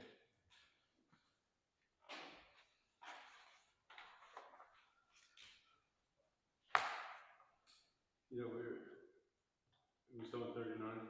Yes, we can be. What, the inspection cost deposit, we're at Fort Township, there was some comments about that. Didn't seem like that was allowed in, to be written into the Selva. I don't know, if that makes sense to you. I have a note here, is this allowed, imposed fees, not in zoning? I don't know what that means, but I apologize. I wonder if, are you talking about the fee schedule? Yes. So we're doing that also, where we don't put how much it costs in the ordinance. There's a fee schedule that the supervisors can vote on every year, so all we do is we reference the fee schedule. That way we're not having to change. That way, this doesn't vary from the fee schedule, number one. And number two, we don't have to go back and change this every year because we're changing the fees. So should that just reference the fee schedule? Correct. What number or what letter are you on? I think he's on. 24320, did I get it too far ahead? No, 20 dash, which one, or the whole section? Just the whole section, are we gonna write these fees into this Selva? They're in the rate resolution as we speak. So if you look at the adopted rate resolution, it has inspection fees covered in there, so. Understand that? I think so, it doesn't reference that here, it doesn't. I mean, if I'm Do we need to reference it? No. no, It's in your rate resolution. okay, That's the important part of what it needs to be, so. thank you. So, the way it's,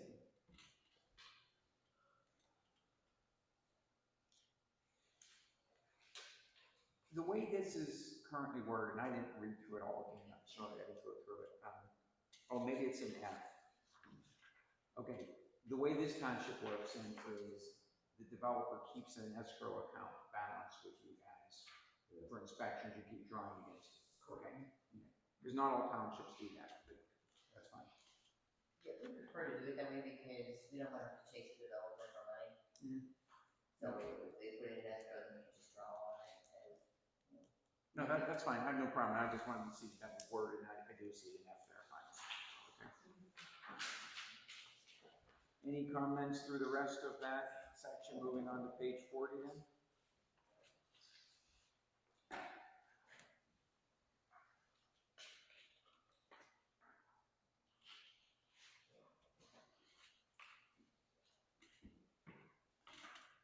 Then we can move on to page 41, offers of dedication.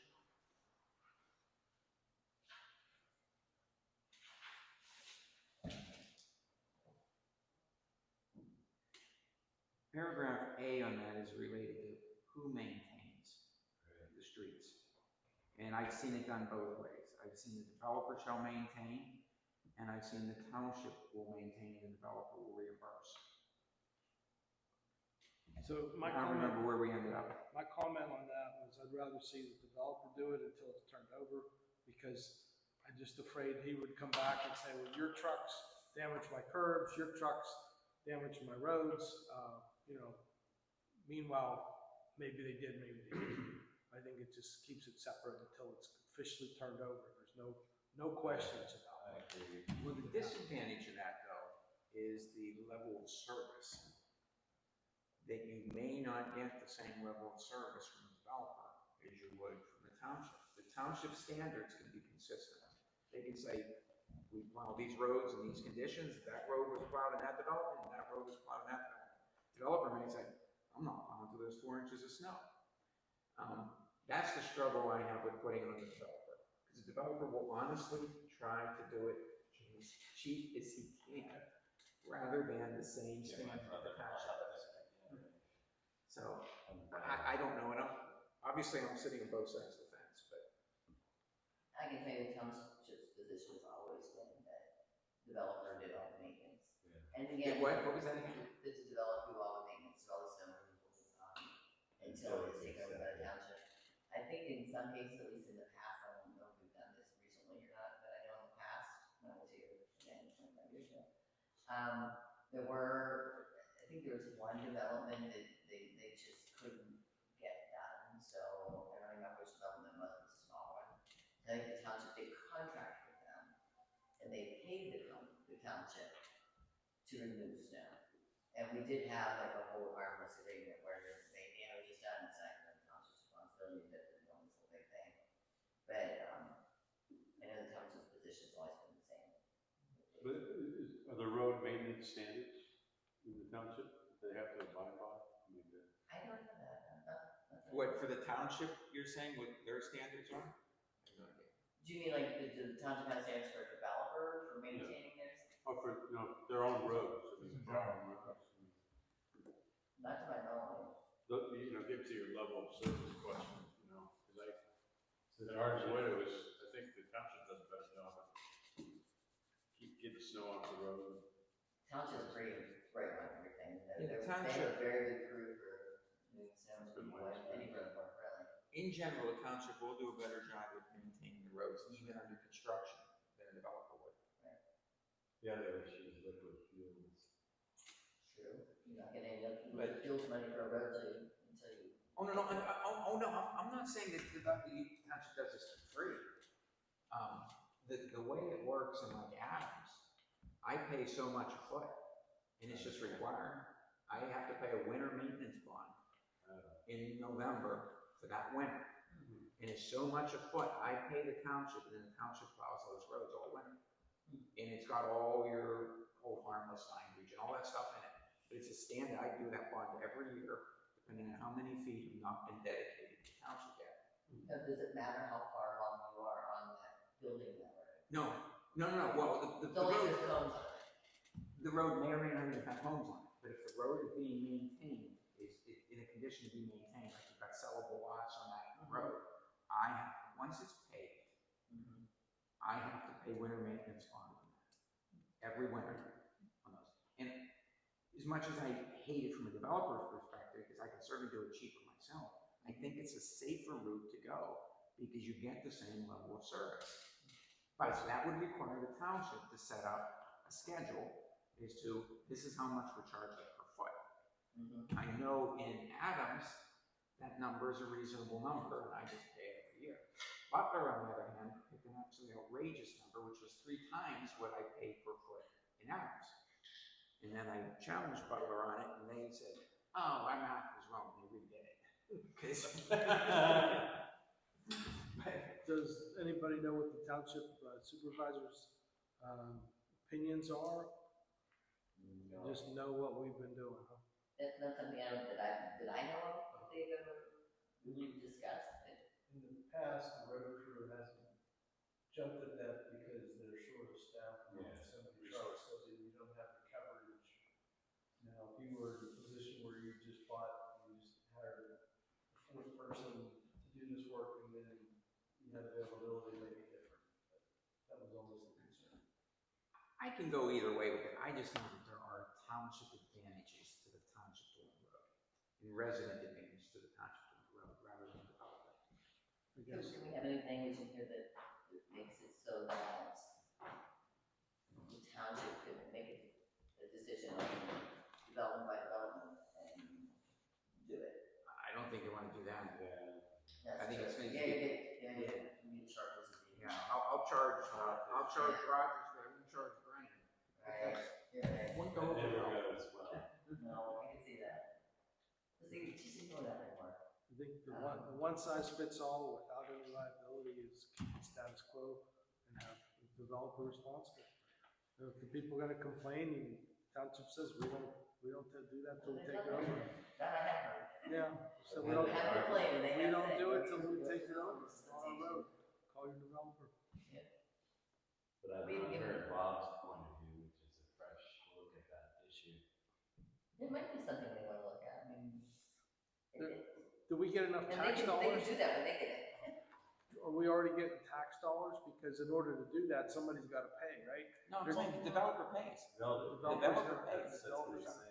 The developer pays the township the cost of maintaining that road for the winter. And then we still have the old harmless clause in there. It's because in there, We're yeah. not As long as responsible it's if we break protected. something. Yeah. I mean, this might be one of those things where you want to put a note in here, supervisors may want to consider.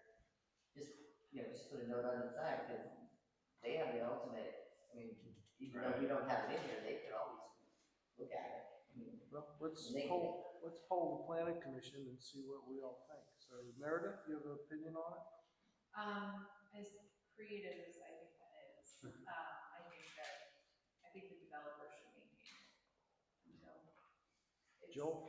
I'm honestly really torn. I really do see the point about like the quality of service not being there if the developer doesn't do it, but how do we correct it? We just have to wait till the road gets turned over, that's finally. That's my concern there, which I hadn't thought about. I mean, it's easier to not have to worry about it, but I think that's information to supervisors. It really is, because you said if you have to hire a whole new crew or bring a whole new truck, like where does that balance out? Like is that even feasible? Without all that stuff. So I really could do either way. I prefer in a perfect world, I'd rather it all be consistent. That would be my.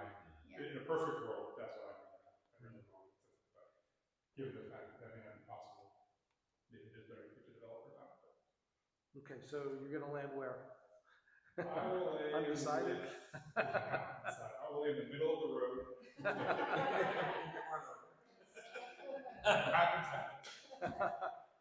I will go more with if it's feasible. I prefer to see the township do it if it's feasible.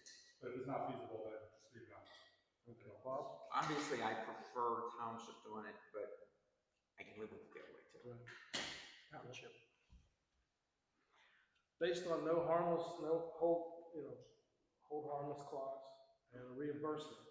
It's not reimbursement, it's paid ahead. Paid ahead, so still, it's financed and we're not responsible. I would say township.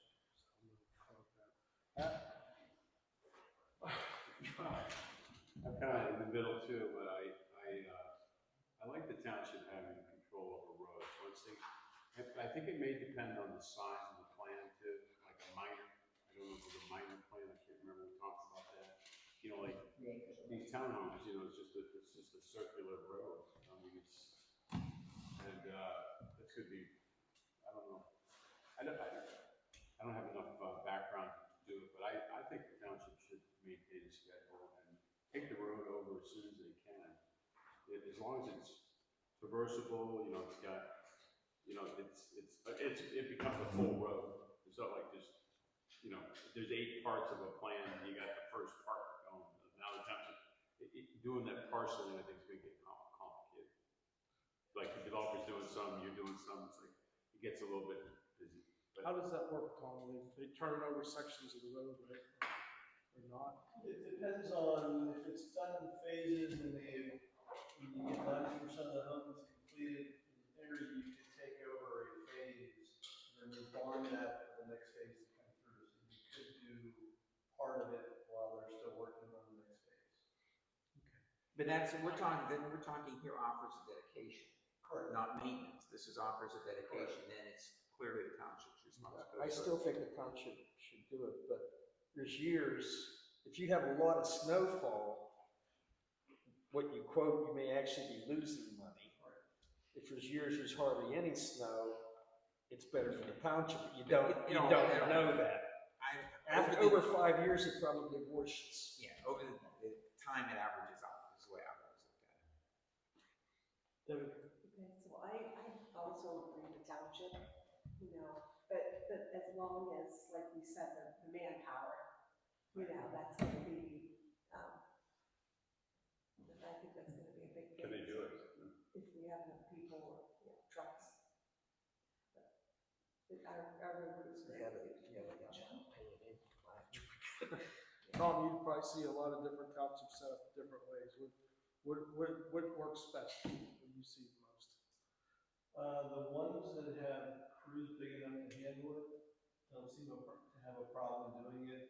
Other ones refuse because they just don't have, on the call outs at night, they can't get enough people to do what they need to do, let alone more roads. Okay. So that's why I usually don't recommend it, just because they don't, but if you had the staff and you had the availability and you had trucks ready to go, then I guess Mary and Ed would be the 2 folks that could tell us if they had the staff. So with that, I think it's a good place to end. Could you? And I can see what I can identify for this Yeah, please.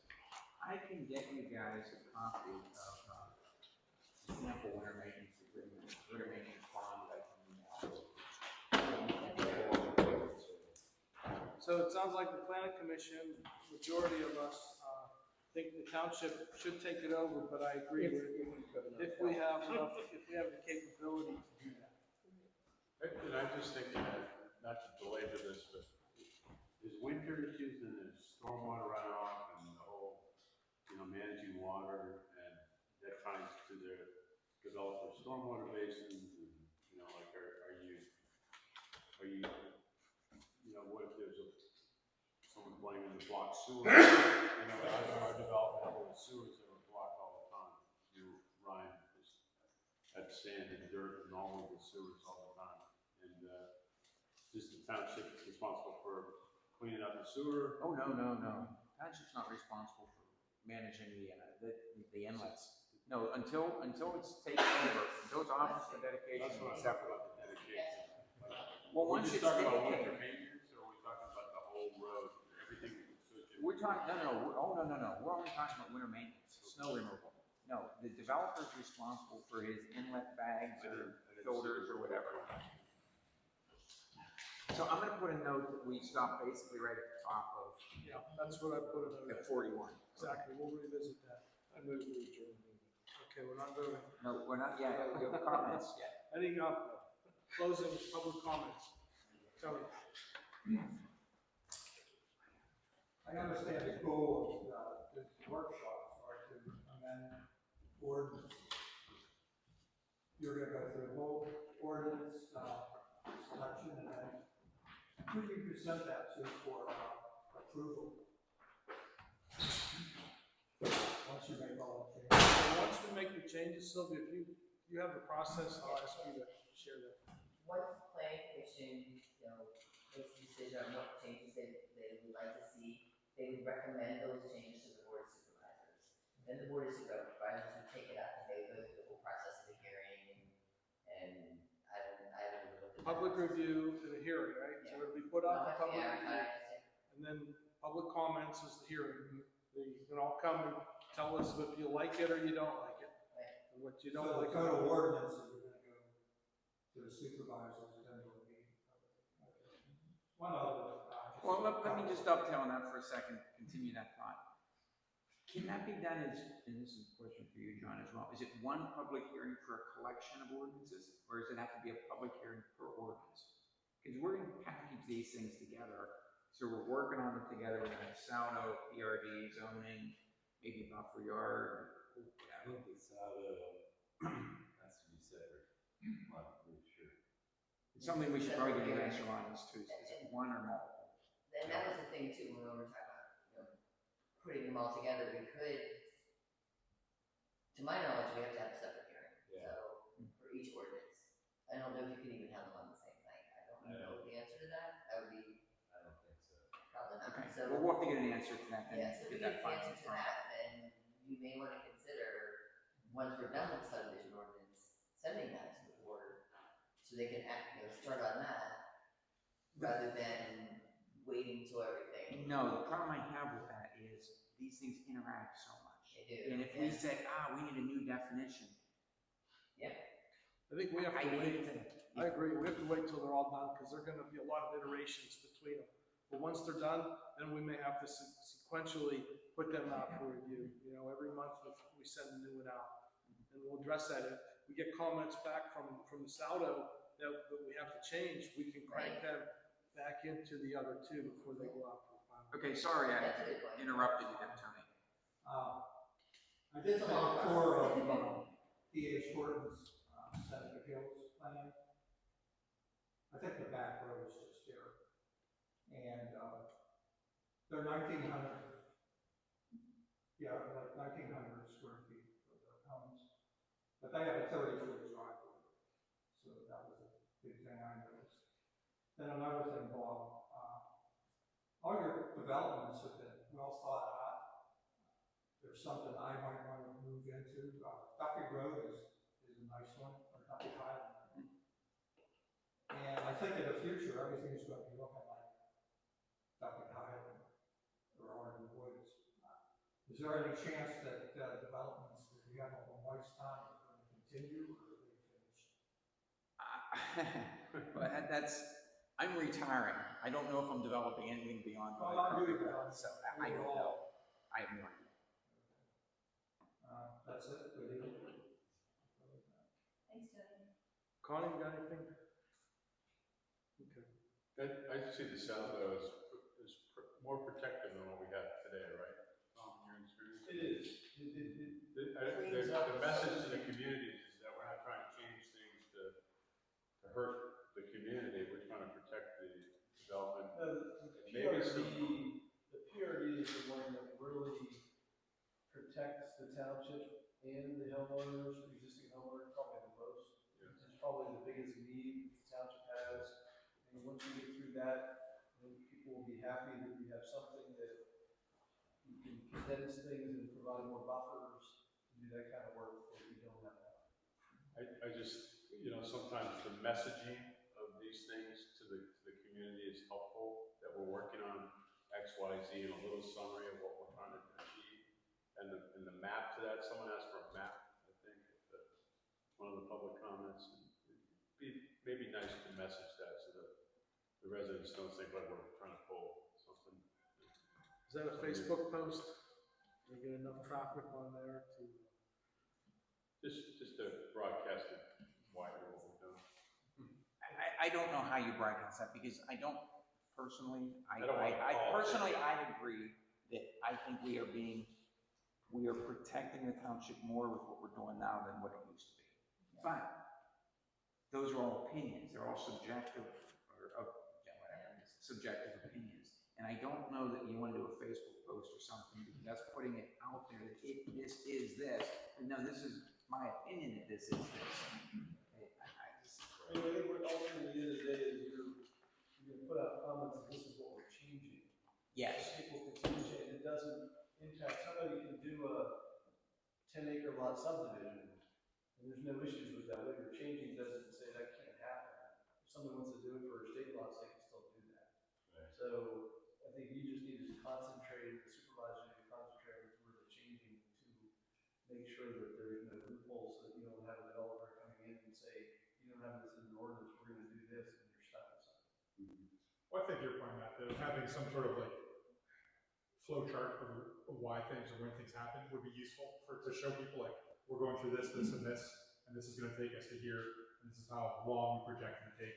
So at least they have roadmaps, so it's just not random to them, which I think when it's random, that's when it's scarier. Yeah, I'm not saying to politic it, to try to slight it or anything, just to show people what we're working on. So, I think that I'm starting to learn what we're working on. The only other comment I had is about Facebook. I don't trust Facebook because there's so much I don't think misinformation a on lot there. of people are on it. I hate to put it on there and then get twisted. Yeah, you don't want to put on Facebook. Well, the Facebook. It could be the newsletter. But I get On the website. But it could go on the website. But we could get a lot of questions about the process, and I think that would be a really good thing. It's part of the comprehensive plan, these are things that are all pouring out, the changes that Speaking of, we talked last time about having facts. I started on that. I have all the tax facts already. I'm working on what the income of the township has been since I think, I can only go back so far because without going downstairs. I really don't want to go downstairs. So I think I have from 2017. I'm still missing a couple of years when we were going through like all those different administrators. So I'm still trying to find the exact figures on those, on what the different tax income was and what we made, not what we made, but what, the township brought in from subdivisions, kind of thing.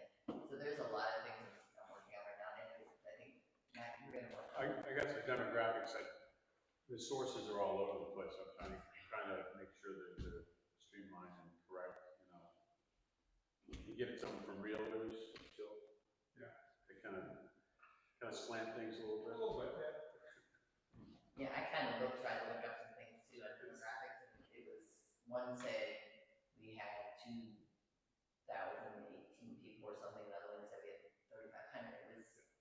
I know we have more people now than what the comprehensive plan said we were gonna have in 2030. I know, you're absolutely right. I'll tell you that. Yeah, I think it's around 3,500 something. And the comprehensive plan said 3,500 by 2030. So. I read a lot of history too. There was a guy who stuck in a tree with 100 wolves in this township for like 24 hours. He climbed a tree and all the wolves were all around him. He survived. Wow. That's pretty impressive. And I guess it was so rocky here that the farmers didn't want to develop here. It's cool. Anyway. There's a lot of. All right, we gotta move to adjourn. No votes, we're just gonna do it.